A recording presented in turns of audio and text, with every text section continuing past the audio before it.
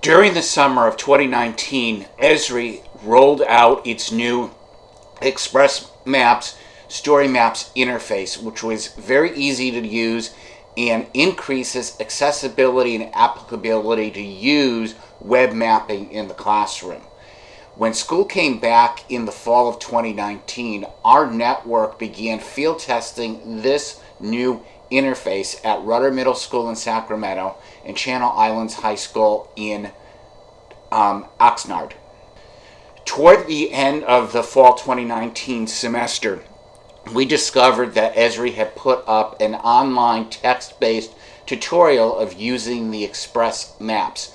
Based upon our experience in field testing this interface, we have created this supplemental video to provide you the information on some of the things that we found working with the students that may help you in implementing the use of this tool in your instruction. One of the things that we did discover in the fall with both the Express Maps interface and with ArcGIS Online in general is for those school sites that are using Google Classroom and having students create accounts using the Google option, there seems to be a glitch in the software that comes up for about 10% of the students, making it extremely difficult to create an ArcGIS Online account. This appears to be some sort of problem with the configuring within the Google Classroom account with the ESRI server to be able to read the student Google ID or address, so that it will not accept that. And for districts that block students from being able to receive emails on that account from outside the district server, we had to come up with alternatives. What we found was to dedicate the first day of the introduction strictly for having the kids learn the accounts and go to the ESRI online tutorial. What we would do first is have the kids go ahead and start the process of creating an account and then identifying those students, if any, in the class that they were failed to have the ability to make the account. In the case of those students, we allowed the other students to go on working on the tutorial, and one at a time we went to each of those student computers, and as you see on the screen this is the interface as far as creating an account, and you will see circled there as far as the email. So we basically have the students go there, and within the section that we had circled in black, we would use the teacher email and then have the students fill out the rest, and then the email that would come to complete the process would go to the teacher's email, or I did this in personally in my case, and when I was doing it using my own personal email, I just would wait for what I would do is I would basically then open up my email, get the message, open up the link for that student, let the student finish the process, and then sign out from my email login on their account. This is probably the most efficient and effective way to do this. In using the interface, there are a number of things that we would suggest that we reinforce with the students beyond just reading that online tutorial that we have found that they sort of miss or don't completely comprehend, or are common errors. Now, looking at this slide, as far as which is the first thing that they will see once they begin the process of making an Express Map, is you see circled in black there in design. And typically what we want to do is we want to send the kids to the design option to use the simplest template to begin with. So let's click on that and show you what we want, where we suggest the students go as their first story map. So in this slide, you can see the drop-down menu for the design, and I've got circled in black there, which is the template known as minimal. And this basically, as far as, does not have the default sections of putting in images, which the students will want to do, but they can pick that up later. So this is the simplest of the templates for them to do their first project. One of the things that we observed as a commonality that a good number of students fail to completely comprehend when they are reading the online tutorial of adding stuff, the map or a paragraph, of finding that plus button to do so by hovering in the region. So I have circled here in black. So as you go down, as far as you add different things, it doesn't always show up, and you just sort of many times have to hover to be able to bring it up, and then to click on the menu to bring up map, paragraph, images, video type thing. But this is something that we have found that the students, particularly at the middle school level, seem to overlook and not completely comprehend, and will need to be pointed out to them. From observing the students working in the Express Maps with the actual, the map tools or the map interface in there, is there are some things that from those observations that we suggest that you spend a little bit of time in discussing with the students. The first is that I've got there circled in black the search. And this may be something that you may want to have the students use to put in a name of a location instead of when they want to put a marker down on it, rather than having to search and use the buttons to place a marker. And when you do that, it does have a pop-up that an option to place the marker at that location.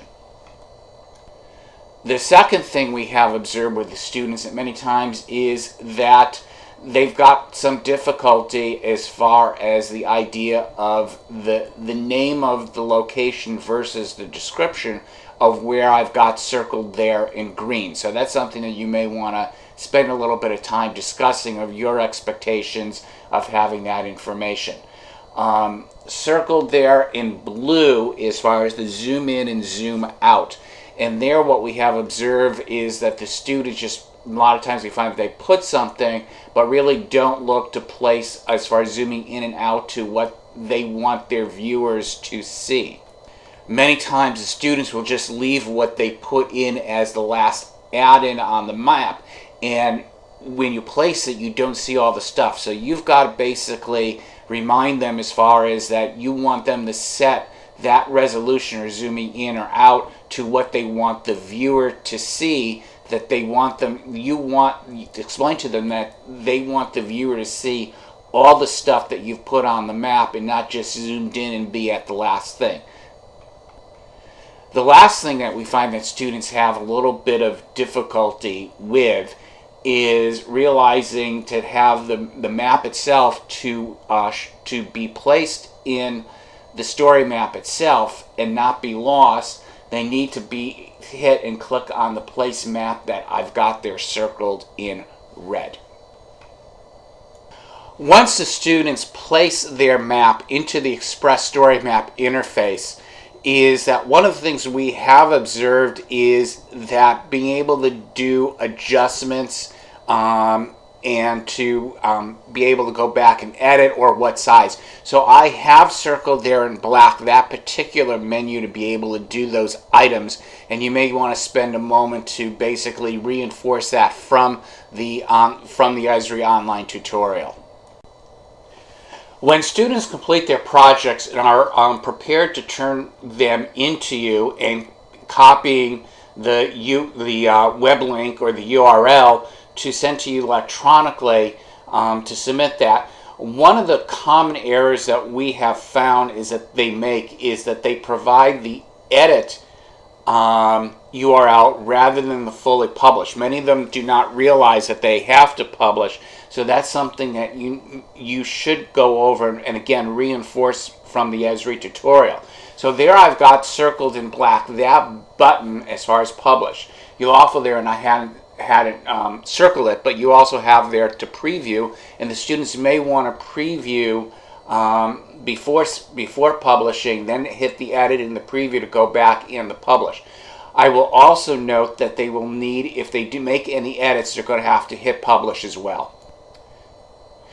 Also, for you to be able to see what they turn in, they'll have to set that to share, which is in that publish dialog. So let's click on that and see what that particular dialog box looks like.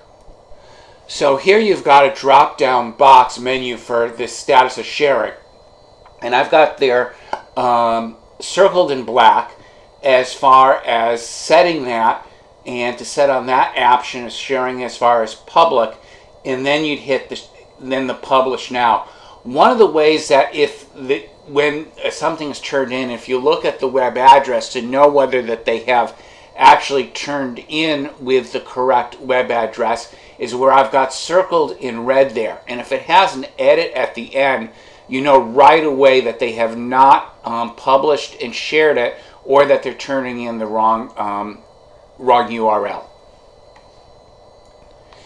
To close out, I want to take this opportunity to bring to your attention a couple of the other instructional materials we have in our geospatial technology program.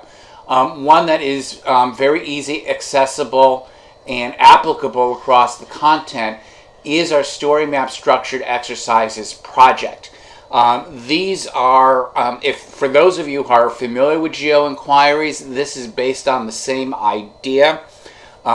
We've got these lessons, instead of being taught from the front of the room, they are designed to be kids individually on computers with the questions.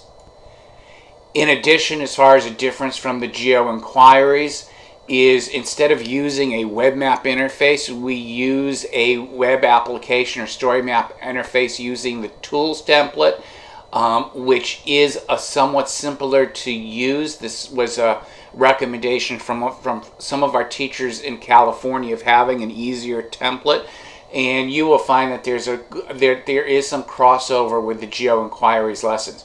These lessons are also designed to be much more specific and aligned to California standards. The second thing that we offer is a web mapping mini course, which is done in an online platform. We typically use Edmodo as a series of short videos, taking students through the step-to-step process of learning how to use ArcGIS Online to create story maps. You may also want to check out our website, the environmentalteched.net, particularly the geospatial technology page, which we have designed to try to be the best one-stop source of using geospatial technology in the K-12 classroom with a substantial number of links. And then you can always contact us via email at environmentalteched@outlook.com. And hopefully this video helps you, and that you will be using the Express Story Maps interface with your students with great success.